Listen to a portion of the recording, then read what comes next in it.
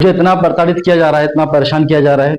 बात बात पे बोलती है कि तू नामर्द है, नामर्द है। तू हिजड़ा क्यों, है। आपके कोई बच्चे अभी नहीं मेरी है क्या? मेरी 2 महीने की बच्ची है। मैं पुलिस प्रशासन से बस इतनी मांग करना चाहता हूँ कि ये जो भी मेरे साथ गुजर रहा हूँ, मैं जिस दौर से गुजर रहा हूँ और जिस हालातों से गुजर रहा हूँ, मुझे न्याय मिल, मेरे साथ न्याय हो, इंसाफ हो। और अगर मेरे साथ कल को कुछ भी गलत होता है, कुछ भी ऐसा होता है, या मेरी माँ के साथ होता है, या मेरे घर वालों के साथ कुछ भी ऐसा गलत होता है, तो इसके जिम्मेदार सिर्फ मेरे ससुराल वाले होंगे, मेरी बीवी होगी।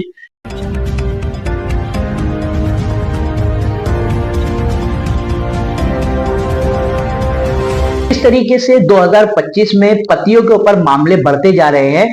2025 पतियों के लिए काफी संघर्ष भरा है, ये कहना गलत नहीं है। जैसे कि आप जानते हैं, हाल ही में सौरभ का मामला, उसके बाद में साधना साहू का मामला, फिर गोपाली का मामला, इस तरीके से पतियों के ऊपर टॉर्चर वाले मामले चलते आ रहे हैं। ऐसी एक मामला हमारे सामने आया, हम आपको अपनी वीडियो के माध्यम से रूबरू कराएंगे। इस वक्त हमारे साथ में जो है क्या नाम है भाई आपका? मेरा नाम आजम शेख। आजम शेख। आजम भाई इस वक्त हमारे साथ मौजूद है। हम जानेंगे आखिर क्या जरूरत पड़ी उनको ऑन कैमरा आके मीडिया का सहारा लेना पड़ा और अपनी बात पुलिस प्रशासन तक पहुंचाने की जरूरत पड़ी। आइए बात करते हैं आजम भाई से। आजम भाई, क्या रहा ऐसा मामला जो आपको ऑन कैमरा मीडिया का सहारा लेना पड़ा और आपको ऑन कैमरा आने के बाद क्या कहना चाहते हैं आप? देखिए, मैं अपने हालातों से बहुत मजबूर हो चुका हूँ। कैसे हालात? हालात जैसे कि मेरी जिंदगी अच्छी खासी सही चल रही थी। अच्छा। फिर 2024 में मैंने शादी किया, शादी अच्छी खासी अच्छी हुई, सब कुछ अच्छा हुआ। शादी के बाद से हालात ऐसे बदल गए कि मेरे ऊपर टॉर्चर टॉर्चर हरेसमेंट होता गया। किसका टॉर्चर आपके ऊपर रहा? टॉर्चर ऐसा रहा कि मेरा गांव बरेली है। अच्छा। और बरेली है, और मेरी जो बीवी का गांव है मुजीबा, उसका नाम है। आपकी वाइफ का नाम जी हाँ। मुजीबा है। हम दोनों शादी करके आए यहाँ पे बॉम्बे मुमरा में, इस घर में। शादी के 2 महीने के बाद से ही मेरे ऊपर टॉर्चर, कलेश होना शुरू, और बहुत सारे मतलब ऐसी ऐसी डिमांड होने लगी कि मतलब मुझे बहुत अजीब लगने लगा। मतलब किस प्रकार के टॉर्चर से आप गुजर रहे? टॉर्चर मतलब तो इस प्रकार के टॉर्चर थे कि तुम अपनी माँ से मत मिलो, माँ को अलग करो घर से। आपकी वाइफ का कहना? हाँ, इस घर के अंदर मेरा भाई और मेरी माँ रहती हैं। अच्छा। और मेरी 4 सिस्टर, उनकी तो शादी हो चुकी है। अच्छा। वो सब अलग हैं। तो इस घर के अंदर हम 4 लोग हैं। माँ से इतना टॉर्चर कि माँ तुम्हारी मेरे ऊपर ऐसा करती है, वैसा करती है, ये करती है, वो करती है, ऐसा झूठ झूठ हमेशा इल्जाम लगाना, आरोप लगाना। मैं इससे इतना परेशान हुआ तो मैंने चलो माँ को अलग कर दिया। माँ भी अलग हो गई मेरे पास से। तो अभी माँ आपके साथ घर में भी? जी, माँ के साथ नहीं। तो माँ मेरे साथ नहीं रहती है। अब बोलती है कि इस घर को बेचो, गाँव में रहेंगे। कौन सा गाँव है आपका? गाँव बरेली है मेरा। अच्छा, तो आप भी गाँव बरेली के हैं? जी हाँ, वो भी बरेली की है। अच्छा, ठीक है। तो गाँव जाने की वजह क्या है? क्यों घर बेचना चाहती हैं? आपका तो कारोबार आप बता रही हैं। मेरा काम भी यही है, मेरा घर भी यही है, मैं यहीं रहता हूँ। पिछले 25 साल से मैं यहीं रहता हूँ। अच्छा। समझे? तो मुझे इतना प्रताड़ित किया जा रहा है, इतना परेशान किया जा रहा है। बात बात पे बोलती है कि तू नामर्द है, नामर्द है। तू हिजड़ा क्यों, है। आपके कोई बच्चे अभी नहीं मेरी है क्या? मेरी 2 महीने की बच्ची है। अच्छा। तो मैंने यही सवाल किया उससे कि ये बच्ची किसकी है, फिर किसकी लाई है बच्चे की। अच्छा, तो डायरेक्ट अब जब आपको और मेरी नामर्द शादी, बोला तो आपने सवाल किया? जी, तो मेरी शादी को अभी 1 साल हो गया है। 2 महीने की मेरी बच्ची है। किसी भी बात पे सीधा मेरी माँ को बोल देती है कि तेरी माँ धंधे वाली है, तेरी बहनें धंधे वाली है। और कुछ जब मैं आपका बताना है कि आपकी माँ अलग है तो भी? माँ मेरी अलग है, भाई भी अलग है, सब हम इस घर के अंदर, मैं और मेरी बीवी रहते हैं। अच्छा। तब भी उसको, अगर मैं 2 मिनट के लिए भी घर से बाहर जाता हूँ तो सीधा बोलती है कि तू माँ के पास गया होगा, या फिर माँ के पास ही सो जा जाके। अच्छा, इस तरीके गंदे अल्फाज। ये बातों को मैं पिछले 1 साल से अपने ससुर को, यानी उनका नाम है शराफत अली। अच्छा। उनको मैं बराबर 1 साल से फोन कर रहा हूँ, शादी के हर 2 महीने बाद 3 महीने, कि आप पापा यहाँ पे आओ। ये बहुत बदतमीजी कर रही है मेरे साथ। अच्छा। बहुत बदतमीजी कर रही है, ऐसे गंदे अल्फाज यूज कर रही है जिसको मैं बता नहीं सकता, बयान नहीं कर सकता। इसलिए मुझे कहीं नहीं सुनवाई हो रही मेरी, तो मुझे मजबूरन यहाँ पे मीडिया का सहारा लेना पड़ तो रहा है। आपने किसी प्रकार का पुलिस वगैरह को इस बारे में बताया? मैंने पुलिस को अपने जो भी है, मैंने एनसी दिया है। अच्छा।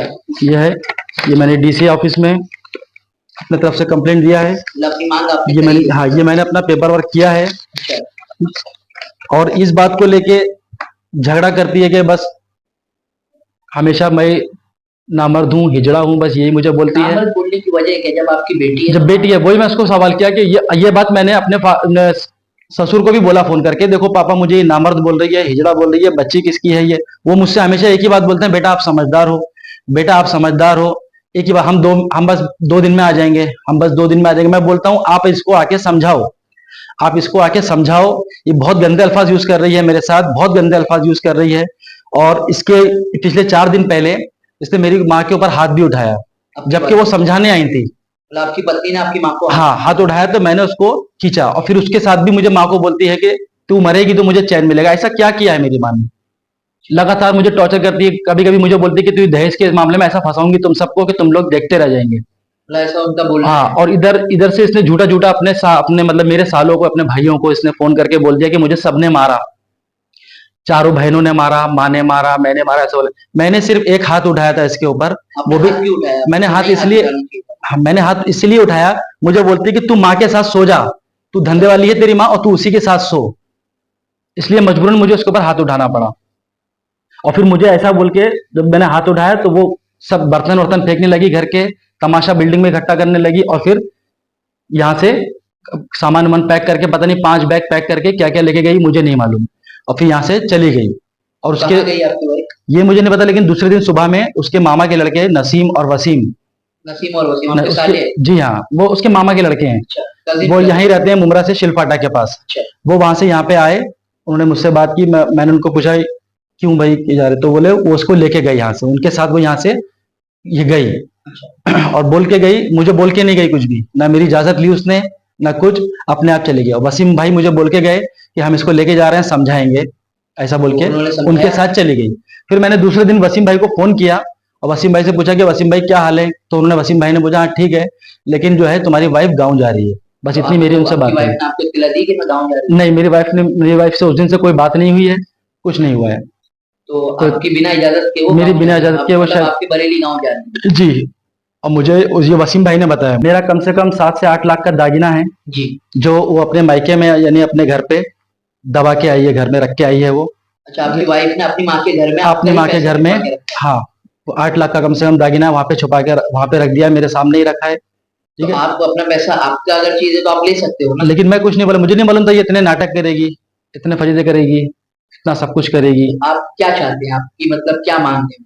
क्या मैं बस ये चाहता हूँ कि मैं इतना ज्यादा टॉर्चर हो रहा हूँ, जो मुझे झूठे झूठे मेरे ऊपर आरोप लगाए जाते हैं, हमेशा मेरे ऊपर झूठे झूठे आरोप लगाए जाते हैं कि तू ऐसा है, तू वैसा है, तेरी माँ ऐसी है। आपने बोला नामर्द बोलने की वजह क्या है? ऐसी क्या मतलब आपने कुछ बता रहे थे कि मतलब अब मैं ये चीज मैं यहाँ पे बोल नहीं सकता कि मुझे बोलना चाहिए या नहीं बोलना चाहिए, ये मुझे समझ में नहीं आता है, लेकिन वो मुझसे गलत तरीके से कहना चाहती है कि तो जो कि शरीयत में नहीं है? नहीं है, तो मैंने उस चीज को मना कर दिया, तो वो बोलती है कि तू नामर्द है।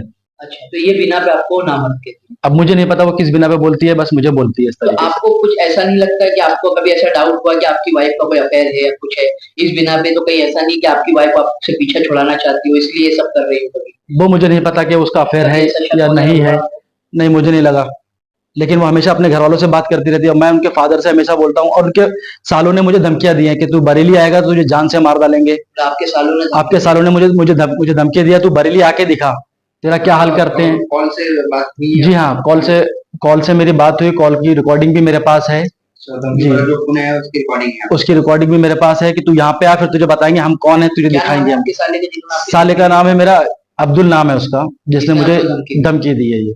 अच्छा। हाँ, और उसकी एक बहन है, वो मेरी बहनों को धमकी देती है, और ये अब्दुल ने भी मेरी माँ को पर्सनली फोन करके धमकियां दिया, तू यहाँ पे आ, तेरे ऊपर तुझे दहेज चाहिए क्या, तुझे दहेज चाहिए क्या, ऐसा झूठ झूठ बोल के उनको उकसा रहा है। अच्छा, मतलब जबकि दहेज तो हमारे इसके अंदर इस्लाम में देना और लेना दोनों हराम है, लेकिन आजम भाई, जैसा आपने बताया कि जिस तरह से आपको टॉर्चर किया जा रहा है आपके जी। ससुराल के सालों द्वारा, जी। ससुर द्वारा, तो इसको लेकर आपने पुलिस प्रशासन को कोई कंप्लेन करी या अर्जी दी? हाँ, मैंने अर्जी दी है, कंप्लेंट करी है इसके अंदर, और इसके अंदर वो मोबाइल नंबर भी मेंशन करा है मैंने अब्दुल का, और जिस तरीके से उन्होंने धमकी दिया है मुझे बताया मैंने सब कुछ इसके अंदर।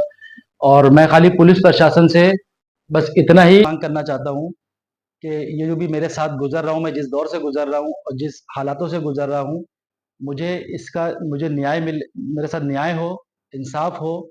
और अगर मेरे साथ कल को कुछ भी गलत होता है, कुछ भी ऐसा होता है, या मेरी माँ के साथ होता है, या मेरे घर वालों के साथ कुछ भी ऐसा गलत होता है, तो इसके जिम्मेदार सिर्फ मेरे ससुराल वाले होंगे, मेरी बीवी होगी इसके जिम्मेदार। और मैं अपनी बच्ची से इतना दूर हूँ, मेरी बच्ची पता नहीं किस हाल में होगी, कैसी होगी। मेरी बच्ची 2 महीने की बच्ची है मेरी, मैं उसके बिना, मुझे बिना बताए, मुझसे इजाज़त लिए बिना चली गई वो। बताओ, मैं, मुझे अपनी बच्ची की याद आती है, उसकी तड़प होती है मेरे अंदर दिल में।